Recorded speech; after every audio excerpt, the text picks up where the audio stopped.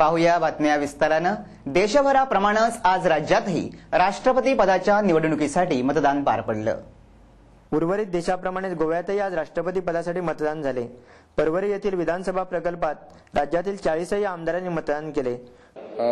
राष्ट्रपती पदा खातीर फर्स्ट टाइम म्हाका वोटिंग करपाक संदी गावल्या आणि ही संदी गावल्या बद्दल म्हाका खूब उमेद दिसता की एक उच्च पदार इंडियेचो पयलो नागरिकता हेचे मतदान करपाक खूब उमेद भागता। सरकारान एक महिला एक प्रोत्साहन दिवन पयली खेप एक आमकां कॅन्डिडेट दिल्ले आसा आणि आमी सगळ्यांनी युनायटेड एकमतान सगळ्यांनी ठरयिल्लें आसा की तिकाच वोट करून मी भरघोस मतान तिका राष्ट्रपती पदाचेर। गोव्यात एकूण 40 आमदार व लोकसभा व राज्यसभेचा प्रत्येकी एक खासदार असे मतदार आहेत।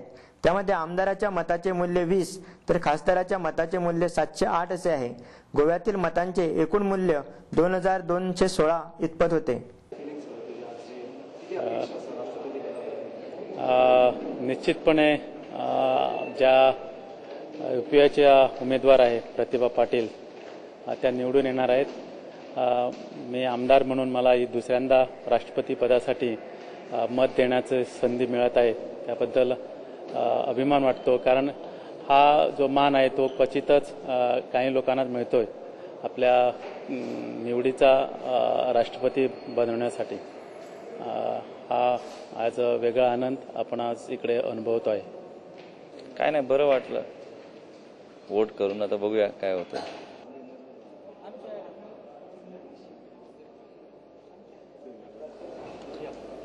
I am giving my word कळ्ळें न्हू।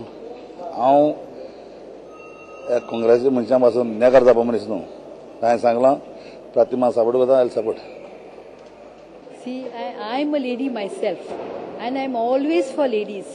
If you see the record, even in the assembly, I have put so many resolutions in benefit of the ladies. The Women Commission, the Women Police Station, every issue of ladies I take up.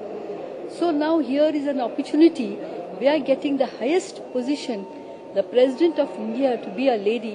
Definitely we are all very happy, and I wish her all the best. And I'm sure women of Goa also, women all over the country will be happy and vote her in a big way. एक संदर्भात मला वाटतं राष्ट्रपतींना काय मोठीशी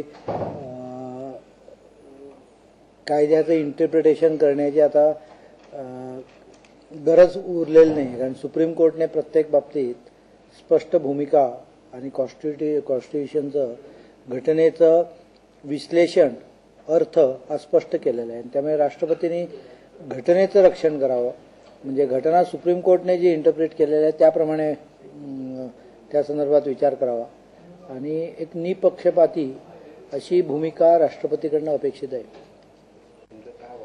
supreme कोर्टने त्या संदर्भात स्पष्ट दिलेलं आहे की शिक्षा कमी करणं किंवा शिक्षा बदलणं या संदर्भात सरकार किंवा राष्ट्रपती किंवा गव्हर्नर यांचे अधिकार मर्यादित आहेत।